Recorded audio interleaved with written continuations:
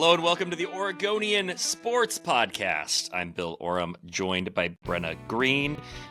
If you are a viewer on the YouTube show and not just listening through your AirPods while walking your dog or whatever it is, driving your kids to school, you might see that Brenna and I are both in our red era. We did not coordinate this, but we did have a lively conversation before taping, before hitting record, about eras, our Taylor Swift fandom. I even have the red coffee mug. This is totally unintentional, but Brenna, it's a Monday morning. What era are you in today? I'm in my Monday era. That's what I'm in. Not an era. Yeah, I know it's not technically an era, but boy does it feel like one right now. I guess we can go Midnight's era because I was up very late packing last night for a trip, which I guess we could already say we won't. I will at least not be on the podcast next week. So, yeah, I guess we're in our Midnight's era. There you go. Brenna has been teasing her vacation for the last couple of weeks. Obviously, been looking forward to it, but we're not going to let her go without one final one last trip, pod. One final spin around the state, the world of sports in Oregon. And, you know, we have a few things to get to. We put out a call for some questions, got some great questions on the socials from some listeners and followers. But Brenna, there's a few things just going on, and I think that we have to touch on them. And I think, you know, depending on where, you know, if you want to talk about, you know, the Oregon women's basketball team reloading and looking suddenly, you know, more complete than I think we thought they might in year one going into the Big Ten. Oregon football obviously is continuing to bring in, you know, the best players in the transfer portal. I think saw that they have the number 2 transfer portal class for a team that was even before that expected to be a force in the Big Ten, a top 5 team going into next season. And then Chauncey Billups is making some staff changes in the Blazers. The Blazers bench, some assistant coach changes, I would say forthcoming, but underway. So where do you want to start, Brenna? Where do I want to start?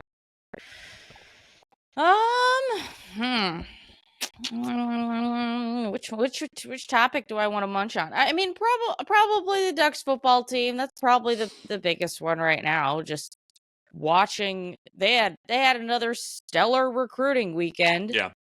And boy, I mean, this D-line next year is going to be a force to be reckoned with. It's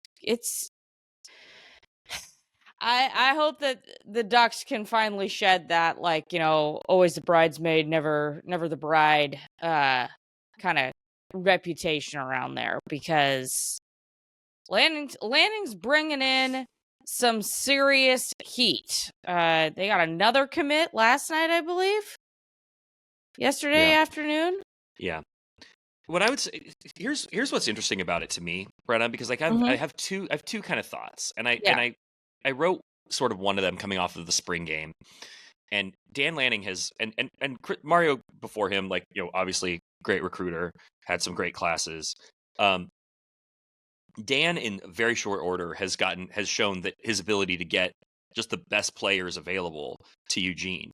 It's almost, and I say this with a dose of admiration, it's almost become boring, right? Like, it's just not that interesting. It's like, oh, another 5-star, 4-star guy is choosing the Ducks. And, you know, our friend Aaron Fentress, you know, was, you know, making a point on Twitter that it, you know, when it's all about money and you know, quote unquote buying players, you know, is it really that interesting? And I kind of agree with him to a point, but where I diverge is, what's interesting to me is that those players are coming to Eugene, Oregon, and to the University of Oregon. Like, this is a world that, like, Ohio State, Alabama, Georgia have lived in. You know, Oregon under Dan Lanning seems to have taken the step to where now they are the school getting those players. And like you said, you know, what's it going to lead to? But I mean, what I'm seeing based on the quality of transfers they're getting in, the quality of players who are choosing to come to Eugene instead of Tuscaloosa, instead of Austin, instead of, you know, Columbus, Oregon can win a national championship, you know, in the Big Ten. Like, I mean, there's always been sort of a, you know, could the University of Oregon really get over the hump and actually win a national championship? To me, there's no question that it is possible, but I would even say inevitable. Like, I think that within the next, I don't want to get too carried away, just because I do think there is potential for a sort of rude awakening in the Big Ten. Mm-hmm. But I feel less that way based on the players they've brought in. Like, when the Ducks went to the Big Ten, I was like, they might be in for a bit of a wake up call in the Big Ten. But having seen the players they brought in, I'm not so sure. So I really think in the next 5 years, it is highly conceivable, if not likely, that we're talking about an Oregon national championship. Yeah. So just to recap on, let's see. I want to make sure I have this day right. Yeah, it was Friday. On Friday, we have a double commit day. Derek Harmon, this was the big one, to be completely frank. Derek Harmon from Michigan State. It's Michigan State. What'd you say? From Michigan State. Yeah. That one's easily the biggest one. Going to make an immediate impact. Mm-hmm. Yeah, he is huge. One of the top players left in the transfer portal by any measure. I think the number 2 DL left that was left in the transfer portal at the time. Then you get Nasir Wyatt, who is a 2025 commit, so he won't be here till next year. So we'll hold off on Nasir. And then yesterday you get the commitment of one. I want to make sure I have this name right. Peyton Woodward, I believe, is his name. So he's coming from Alabama. It was basically between the Ducks and Alabama. Went to Alabama for spring ball. Woodyard, excuse me. We're close. Went to Alabama for spring ball. Said, not feeling this, and has 4 years of eligibility remaining. So he will also, be in the mix next year. We'll see if he makes any sort of immediate impact. I'm not really sure if he's going to be able to crack that, but he'll be there at some point. So, yeah, boy, that's a nice week to have in the month of May. No matter what, that's a nice week to have in the month of May. So I agree with you. I mean, I think that also the thing that really is helping the Ducks is the fact that Lanning has been so adamant about the fact that he's not going anywhere. I think that has really helped solidify where the Ducks are beyond all the money and everything else, which, yes, these guys are all getting paid, baby. I think that has been a huge boon in Oregon's recruiting because, quite frankly, they have not had that since Mike Bellotti. Chip Kelly, there was always, is he going to the NFL this year? Is he going to the NFL that year? Is he doing this? Is he doing that? And then you just go down the line. I mean, ever since then, there hasn't really been a guy that's been like, this is my place. And that's what Lanning has been to Oregon. Mark Helfrich would have been that guy, but yeah, you're right. It was not reciprocated. It didn't work out. Yeah, I think that's a good point. I do think that, like, Dan's loyalty and his fierce loyalty, and the fact that he can point to the fact that he did not pursue the Alabama job, all is really contributes to culture. And I do think that culture and identity of a football program does still matter, even with all the frills. I do think it's interesting because, like, Oregon's great advantage, at least on the West Coast for so long, was facilities, identity in terms of branding, and that's all huge. That remains. That's kind of the foundation. Then you come in kind of over the top with a well-run NIL operation that is competitive, if not blowing other schools out of the water in terms of NIL. I'm still fascinated to learn over time what it is Oregon is doing to lure such a preponderance of great recruits. Like, what is happening in Eugene that is bringing in all these great players? Because that is, it is obviously they've stepped up into a higher realm in terms of their hit rate on these top recruits. Yeah, that's a good point. I mean, you can talk about money all you want, but at the end of the day, there's got to be something else that's bringing these guys in because Ohio State and Alabama can offer money too. Like, all these other schools can offer the same amount of money. Yeah. So, yeah, I mean, when you're very smart, I noticed this during the spring game. Very, very smart of Oregon to basically trademark the grass is damn green in Eugene and make shirts out of it. I saw so many staff members with those shirts on during the spring game. And I was like, oh, this is intentional. This is a message to all these recruits here that, hey, first of all, we can take something and market it like you wouldn't believe, baby. But also, we're here. We're not going anywhere. We're not doing the coaching carousel thing. And it is right there on my chest. Whoops, sorry, I hit my microphone in case somebody heard that. Right there on my chest.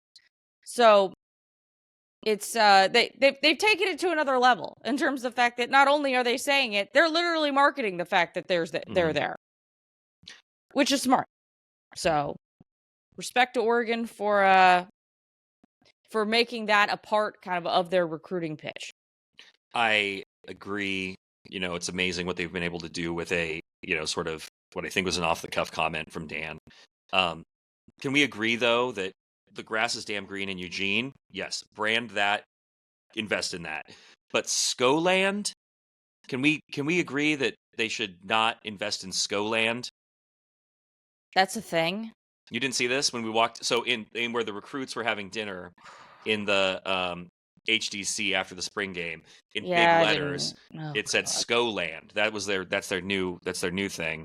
It got made the rounds on Twitter a little bit, but I think maybe the SCO thing has gone a little too far. If we're going to go with, I've never been a SCO person. Generally, you have an identity. It doesn't need to be Skoland. You already have an identity. So Skoland out. Grass is damn green. Can stay. I've never been a SCO Ducks person. I've never really. It's not my thing. You have so much that is unique to you at Oregon, and SCO is just kind of everywhere. Like, how many schools use it? SCO Buffs. Like, no, I don't like it either. But I'm also old. I've learned this about myself. I'm increasingly old. Okay, I do want to. That's why we don't like it. We're old. So there you go. I do want to touch on the Chauncey Billups staff changes with the Blazers. Let me ask you. Let me start with a question.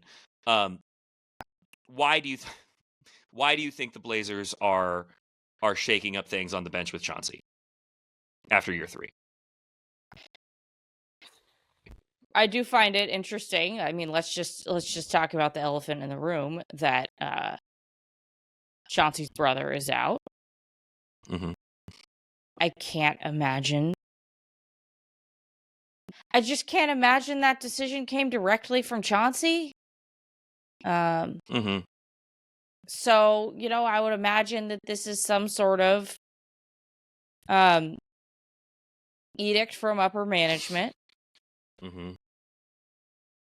that, hey, you gotta switch some things up. I think sometimes we do things in the NBA just to seem like we're doing things in the NBA. And this kind of feels like that sort of move to me. Where it's like, okay, we're going to change things to just change things. And I'm not sure if it's really going to make... It's not going to make a difference. Not with how this team is constructed right now.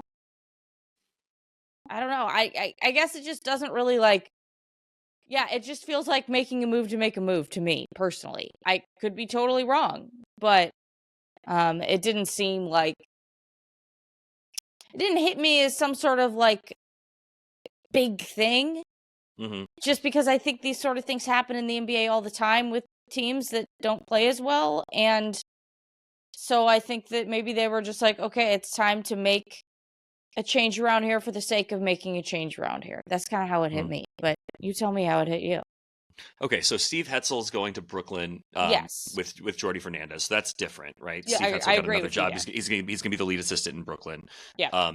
who I think knows? that they would have kept him around. Probably. And then Rodney Billups, who was behind the bench, like you said, Chauncey's brother, it's not being renewed. Scott Brooks, who won a lot of games in Oklahoma City, not being renewed. To me, it's a situation. Okay, here's what's really simple. You've decided not to fire Chauncey. Yep. You can't then not do anything else. Agreed. You have to show that you're taking the issues that this team has encountered, some of which completely not the coaching staff's fault, but you have to show that you are doing something. So to your point about making change for the sake of change, I think there's something there, but I think you have to demonstrate that you are making changes when the change that there a vocal contingent of your fan base wants to see, which would be a coaching change, isn't going to happen. So to me, it's showing that you're taking the situation seriously and that what you've surrounded Chauncey with hasn't been the right mix, hasn't been the right fit. And I don't know if Scott Brooks wanted to come back. I mean, who knows? I mean, Scott Brooks is going to have options. He's been in the league for a long time, has a lot of credibility around the league. And with Rodney Billups, I just don't think the Blazers have been good enough, or that Chauncey has done enough in that position where you can have your brother on staff and for people to not look at that sideways. Like, I mean, if you're winning, it's like, yeah, that's great. But if you're not, it's sort of like, well, those jobs are those roles are really, really precious, and you just can't get away from the question of is it just because he's your brother? So I think that maybe a little more credibility there, forthcoming. I'm really interested to see who the Blazers are able to get, because I don't know how appealing of a situation this is for super experienced coaches around the league. That said, there's a potential interim opportunity depending on how things go. I have been interested in, and I've talked to some people about this. I don't suspect that anything's happening immediately, but Chauncey Billups and Darvin Ham played together in Detroit. Obviously, won a title together. Darvin Ham, super highly respected as an assistant coach. Had an up and down 2 years as the Lakers head coach, which is just a different animal. Would Darvin come to Portland to work with Chauncey? I don't know if that's the move right after getting fired by the Lakers, but I think that's something that that would be a great hire for Chauncey and for the Blazers.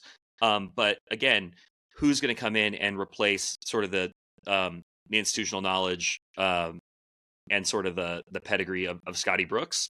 I don't know. I would be very impressed if they hired Darvin Ham as Chauncey's assistant, and I would imagine he would have more enticing offers from teams that are going to the playoffs, to be completely honest with you. But, maybe I'm wrong, or maybe he just decides, hey, I want to go to something that's a little bit more fresh, a little bit younger. So, that would be a big time move by them to get, I think, Darvin on the bench. Yeah, I mean, I think we basically agree in principle in the fact that, yeah, I think you're right. I think they had to make moves. I just don't know if it's really necessarily solving anything. Yeah, I was gonna say it may not be addressing the problems, but Yeah. but it's a situation where if you look across the league, if you have an embattled coach, right, and What a word. and clearly something's not working. Even though it's a rebuild, you've got a lot of young guys. Like, the roster's kind of all over the place. You're on lots of different tracks. That's the front office's charge to solve this summer. But if you're going to stick by your coach, who is a first-time head coach, who in 3 years has a winning percentage of like 280 or something, that might be high. I mean, you can't really just kind of keep rolling the status quo out there. And so that's why you mix it up and find some different voices. I do think that you want, and again, this was a staff that was entirely hired for a different time. Like, we talk about Chauncey being hired for a different team. Yeah. This whole staff was hired for a different team. Yep. Scott Brooks came to work with Dame and that really super veteran team. So a really development minded some really development minded assistant coaches who have a history of developing players is what you'd be looking for there. Okay. I wish everyone the best. Like I said, I don't know if this really changes anything, but you got it. You got to do what you got to do. So, Brenna, I put out a call for questions on the socials, and we got a couple that I think are really good, and two of them kind of go hand in hand. And so we got one from Mike Donovan at the Mike Donovan, friend of the program, and where'd the other one go? I had there was another Samuel one about Fleming. Best guess as to how the WNBA situation will resolve itself. Right. Okay. So these two go kind of hand in hand, and the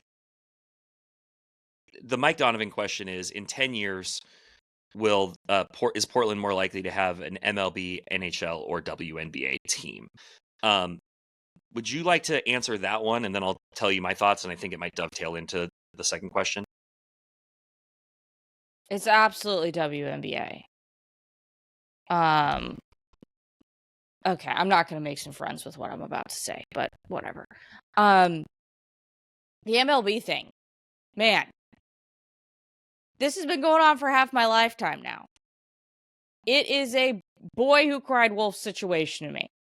When there is actually a team coming to Portland that is an MLB team, you can wake me up. Until then, I'm fast asleep on that topic. I'm done hearing about it. I'm done hearing the maybe, ifs, buts, whatever. I can't find it in me to care. Like, this has been going on for so long with no actual, like, movement. And I know that there are going to be some people that don't like that opinion. But tell me when it was actually legitimately like, oh, we are really close to getting a team. That hasn't happened. 2005 was the most when the Expos were moving. Yeah, it was the most tangible. That's a long. That's almost 20 years ago. So I'm just not buying the MLB thing. I don't find this generally to be a baseball city. So there you go. If it was a baseball city, it probably would have happened by now. I mean, it's not like, I know that the A's owner was very, very focused on Vegas and that was going to happen. And we were not in the running for that by any means. But I mean, there wasn't even a whiff. It wasn't even a scent. NHL, I know it's expanding, but I see it expanding to other places before it comes here. They just had the expansion team in Seattle. That seems like a little bit too close. So, and I don't feel like there's really been any sort of legitimate talk about that either. There might have been some whispers here and there, but there's no sort of situation where it's like, oh, there's a legit ownership group out there. The WNBA, there are people who want to bring this team here. I don't think either you or I feel comfortable necessarily going on the record and naming said people. But there are groups out there who are talking about bringing a team here. And I do not think that is dead. I think that is very much alive. And I'm very fascinated to see how that plays out over the next year or two. That one easily feels the most legitimate. The other two, wake me up when September ends. So there you go. So I agree with you that it's the WNBA, just because I think there is legitimate, actionable efforts being made as we speak. Obviously Kirk Brown, his ownership efforts fell through last fall, sort of a combination of things, but the biggest of which was that Kirk Brown decided he didn't want to own a WNBA team anymore and pulled out kind of at the 11th hour. So, and then there ended up being a little bit of sort of mudslinging, from the commissioner's office about, the quality of the facilities. And, obviously there was some pushback from the Blazers. So to me, that's all going to resolve itself because Kathy Engelbert has said that Portland is a city that's still in the mix. I don't think the facilities are going to be an issue. I think that has been dealt with, frankly. I think at this point, it's a matter of the right ownership group putting forth the right bid at the right time. So the commissioner of the WNBA has said that they want to expand to 16 teams, I believe is the number, by 2027, 8, something like that. And 8. obviously, San Francisco, the Bay Area, comes into the league next year. That would have been when the Portland team would have started. The Portland team would have started in 2025 along with the San Francisco team. Hugely disappointing that it's not happening on that timeline. But to me, this is still nearly a lock. And the only thing, here's the only things that I think are really at issue here. I don't think it's the facility. I think that, it's getting the right ownership group together. I think if you look at the growth of women's basketball, even since last fall, the interest and the valuation of everything is just going up, up, up, and up. So cities that may have not really been that competitive for WNBA teams a year ago on this current round of expansion are going to be more aggressive in the next round of expansion.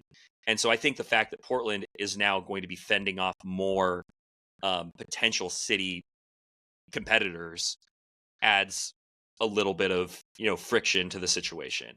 That said, the energy behind a Portland WNBA team, the aggression from civic leaders, obviously wrong owner identified first time around, wrong ownership, was not in a position to see it through, frankly. But to me, that is, like you said, there are a couple of groups that, are a little bit amorphous right now, but there are people behind the scenes trying to make this happen. I think that those are conversations that are very actively happening.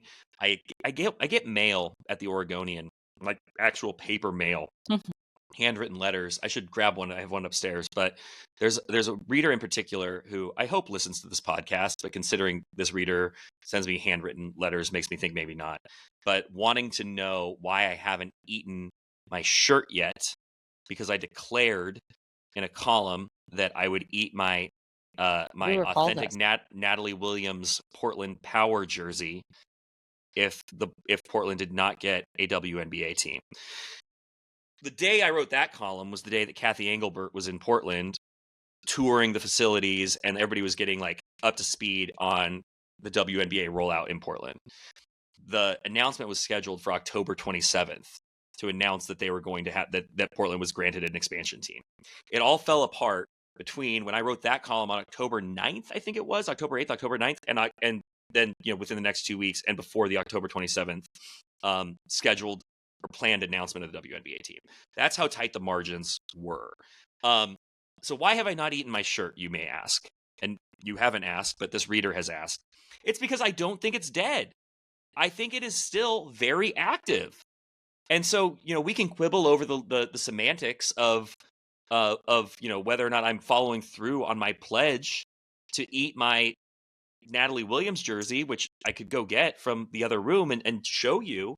But to me, I still believe this is going to happen. Or at the very least, I believe that it has not fully not happened yet. If there's another round of expansion and 3 teams, come into the league that are not Portland, then I will consider sautéing. God, it's going to be really poison. But I will consider figuring out how to ingest that dang thing. But for the time being, it's on hold. That's a relic. Well, can I tell you that is really one of the things that has given me the most pause?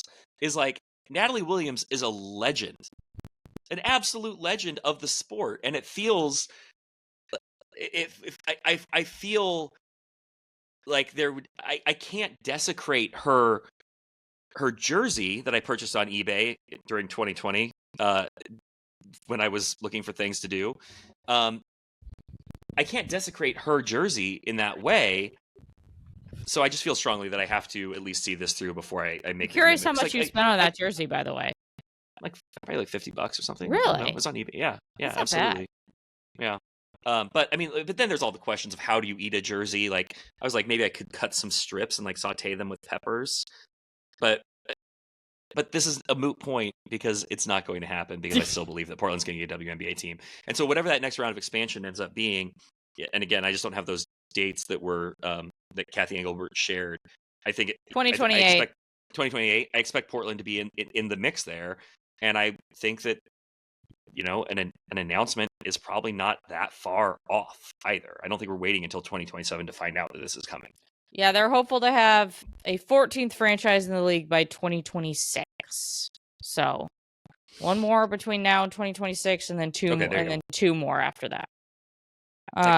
Again, because of where the things were as of last fall, and I'd missed that nuance, so I appreciate you digging that up. I would not be surprised at all if that is Portland, the 2026 team. Like, things got put on hold for a year because the ownership group fell through, and there was the disagreement over the arena. And all of this is so interconnected, by the way, because the Blazers have kind of dragged their feet on really rolling out what their plan for renovations on the Rose Quarter are. Yep. You also have the ownership of the Blazers a little bit in flux. Like, once the media deal gets passed, does Jody Allen get more aggressive about looking for a buyer? What does that do to renovations to the Rose Quarter? What's happening on the city side? You have I-5 capping, Albina, all sorts of things are happening, kind of this confluence of activity in the kind of, the Central East side that all impacts, the idea of getting a WNBA team and getting, the issue was, or supposedly was, the Coliseum not being up to the standard to host a WNBA team while the Rose Quarter had to be closed for renovations for 1 or 2 summers. I think they're going to be able to address that. I've seen the plans of what they had proposed at Memorial Coliseum. It's going to be fine. The issue was, can you expand the locker room to make the locker rooms adequate? And everybody takes that seriously. So I think that that's all going to get sorted out. But to do it by 2026, I hope so, because boy, the bowels of Memorial Coliseum. Oh, they suck right now. Oh, no question. Would you like to go in a time machine? Just go to the bowels of the Memorial Coliseum, which I have recently been in the last 2 weeks. Yeah. It is like you have been transported back to 1981, baby. Yeah. We are there. The walls have wood paneling. The floors are concrete. Ronald Reagan has just been sworn in as president. Yeah, the rooms all have names on them of people that I have never heard of in my life. So it's a real time machine down there. So I hope they would get that figured out. Because right now that arena is not up to snuff, baby. It ain't there. So one thing I want to make sure I touch on this subject before we move on to other questions is the expansion fee this round when Portland was expected to get a team in 2023 was $60 million.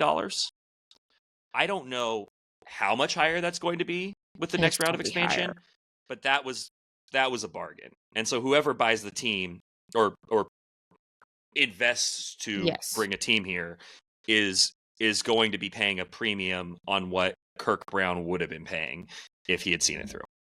So really interested to see what those numbers end up looking like. Yeah. I'm very interested to see what kind of movement we see over the next 4 or 5 months, I'd say. I think that we could see some. Okay. Brenna, I need to get to this question from Jarek Wolcott, who is the great sports information director at the University of Idaho with the Vandals of the Big Sky Conference, also a classmate of mine at the University of Montana School of Journalism a couple of lifetimes ago. Jarek Wolcott asks, best watering hole in Montana? Let the Missoula Great Falls rivalry flow between you. We talk about this all the time. Brenna got her start in Great Falls, Montana, out of Gonzaga. I attended journalism school at the University of Montana in Missoula. So a lot of Montana love on this podcast, always. Brenna, I'm going to let you start this with your favorite watering hole, which is a fancy way of saying bar, saloon. Okay. My favorite bar in all of Montana is gonna be one that you would not expect. Okay. It is going to be a wild card, and there is absolutely no way on God's green earth you have been there. Because it is not. I do. I love the Sip and Dip in Great Falls. If you're listening to us and you've heard of the Sip and Dip in Great Falls, it is a classic bar. It is a tiki bar in Great Falls, Montana, in which the back of the bar butts up against the pool, and there are very interesting mermaids swimming in the background. Correct. So, anyways, Sip and Dip's great. Great place. But my favorite bar in Montana is the Belt Brew Pub. Mm-hmm. The Belt Brew Pub is the bomb. Okay? Like, you walk in there and it's like you've been, speaking of being transported back to another time, like, the whole bar is just coated in, like, license plates and relics, and I just love the vibe in there. And it's just one of those bars where you can walk in and there's nobody in there and it's a good time. And it's one of those bars you can walk in there and it is popping and it is a good time. It can do both things. And I love the small town of it all. Yeah, it's the Belt Brew Pub for me. I can't pick anything else. It's got to be that one. So I once went to the Belt Brew Pub to celebrate a Belt high school state championship. That was lovely. I mean, how many other bars are you going to go celebrate a high school girls state basketball championship? Like the head coach got up on a table and made a speech. It was awesome. So yeah, I gotta go Belt Brew Pub. But I'm sure I can already think of a few Missoula candidates from yours truly. So I've got a million Missoula bars. Like, Missoula bars are, we're great. It's a great college town with lots of great spots. Yep. I feel like it would be a little too easy for me to, name a Missoula bar, such as, like, I don't know. I'm listening. The Missoula Club, the Mo Club. I knew we were going to bring up the Mo Club at some point. But the Mo Club is great, as you can see. Warm beer, cold burgers. In case you're listening, he just changed his baseball cap from an Oregon cap to a Mo Club cap. So there you go. But I would say the Mo Club is truly one of my favorite bars in Missoula. Probably not my favorite bar in Missoula. I'm actually a big Al's and Vic's guy, which is kind of on the north end of downtown. I mean, Charlie B's is the iconic classic old time Missoula saloon. Kettle House Brewing, especially the Myrtle Street location, all time favorite. I could go on and on and on and on, but I just think it's a little cliche to just name a bar in my college town. My favorite bar in Montana used to be, hold on. Oh wow, look at you. The M&M in Butte, America. But the M&M unfortunately fell victim to a fire a couple of years ago. I watched the live stream of them extinguishing the fire. That awful. Was devastating. Greatest time on St. Patrick's Day in Uptown Butte. I never did that. It's one of my biggest regrets. I went a few times. I drove up from Salt Lake a few times when I was there. I actually never went over when I was in college, but I would drive up from Salt Lake when I lived there. But I'm actually wait. Before we keep going, if you are somebody who is not aware of Butte, America, on St. Patrick's Day, the place is insane. There are no liquor laws, and that town is just full of Irish people.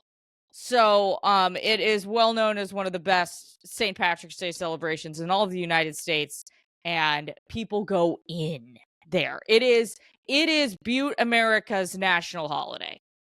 And I would also say shout out to the Finns of Butte, America, who celebrate St. Urho's Day the day before St. Patrick's Day at the Yacht Club in Uptown Butte. Totally different day, totally different party, but it's like St. Patrick's Day Eve celebrated by the Finns. Really robust Finnish population from the mining days, obviously a melting pot of cultures and European immigrants earlier in the 20th century. So super cool town. Love Butte. 15 bars that could be the best bar in Montana in Butte. And there's so many small town bars that I've never been to, or maybe I don't remember, in Sydney, Montana, in Glendive. One that I do remember and love, and I realize I'm not answering the question because there's just so many great options, and I appreciate that you came in super focused, and I just want to take the time to talk about places I've drank in Montana. But a great small town bar that maybe you've been to. I don't know. You've been to probably more of the small towns in Montana than I have, just because of the nature of your job when you were there. Yeah. But the Antler in Choteau, Montana, was Have not been there. Love the Antler. Go to the Antler. Perfect small town bar. Great vibe. Great atmosphere. A great small town downtown. Love Choteau. Choteau's awesome. The home of Pulitzer Prize winning author A.B. Guthrie Jr., author of The Big Sky and The Way West. I highly recommend the Antler in Choteau, Montana. Well, there we go. I never made it out to Choteau to drink. That was a little bit. I mean, it's an hour away from Great Falls, so if you're going to Choteau to drink, you got to be committed. You're staying in Choteau. You are staying in Choteau that night. So, and that is one of the problems though of being the person who was working on Saturday nights. Like, I got off at 10:30, 11 o'clock, and you'd be like, I'm not driving all the way to Choteau right now. Like, no way, So, so that was not something that happened. Also, shout out to Trixie's in Ovando. Love Trixie's. Oh wow, Ovando. That's a deep cut too by you. Love that. Great watering hole for people who are fly fishing and people who are driving from Missoula to Great Falls. It's a great stop. They have all the wild game burgers on the menu. Video poker. It's a good time. I recommend Trixie's as well. If we are talking straight people watching, by the way, in Great Falls, and I don't think it is the same now, it's definitely not the same now. But when I was in Cannery Row, is that a place? No, I know what you're talking about, but that was not big while I was there. The big bar when I was there was the Beacon. And it'd be like, oh, we're going sneaking at the Beacon tonight. And let me tell you. What were you sneaking? I don't know. That was just what people said. Let's go sneaking at the Beacon. And I don't know. I didn't start it. I just went along with it. The Beacon is back then. Like I said, I do not think it's the same now. Back then, it was A+ people watching. All kinds from Great Falls, Montana, which, by the way, is thoroughly fascinating. Also, if we're talking, oh my gosh, I'm blanking on the name now. There is a late night. There's only like 2 places in Great Falls that are open for late night food, one of which is Denny's. Classy. Actually, no, there's 3. There's a truck stop out on 10th Avenue as well, which if you've been to 10th Avenue at Great Falls, congratulations on surviving that monstrosity of a street. It is the grossest street, I think, in all of America. But I am blanking on the place downtown. There is a 1950s style diner in downtown Great Falls that was awesome and had like the classic angry waitress who worked the late night shift. She hated everyone and it was awesome. I mean, I don't even know what we're doing here. I don't know if you've ever been, but the best bar in Montana is the Jack in Lolo. Like, that's just the answer. Like, I've never been there either. I've never been to Lolo. It's the Jack. Okay. Okay. Maybe some of our listeners want to weigh in with the best bars in Oregon, and we could have that conversation because that is the state we currently travel for our jobs and are engaging with listeners about. But for our very niche Montana audience, and you can blame Jarek Wolcott for this, SID at the University of Idaho, home of the Vandals of the Big Sky Conference. Fun trip down memory lane to whatever degree we actually have memories of those lanes. Brenna, did we have anything else from the audience to get to? I don't think so. I don't think I'm going to do that one, and I don't think I'm going to do that one. Andrew Thien, former producer of this podcast, asked how the Blazers will ever survive without 2 Billupses. I think we handled that one. I think we did handle that one. Yeah. I think we did. I think you're right there. I'm mostly just annoyed right now that I can't remember the name of that late night food place in Great Falls, Montana, which, by the way, I have I somehow in that late night food place, I don't really know how it happened. Somebody stole a pool ball from some bar at some point in the night. I don't even know how it ended up. I don't know who I got it from. I don't remember how it ended up in my possession, but I still have the 15 pool ball from some bar that I just inherited in that place. So yeah, it's still here hanging out, but I just, man, I can't. It probably just doesn't exist anymore, and that's that. So that because I know at one point it did stop operating, and then it's Tracy's.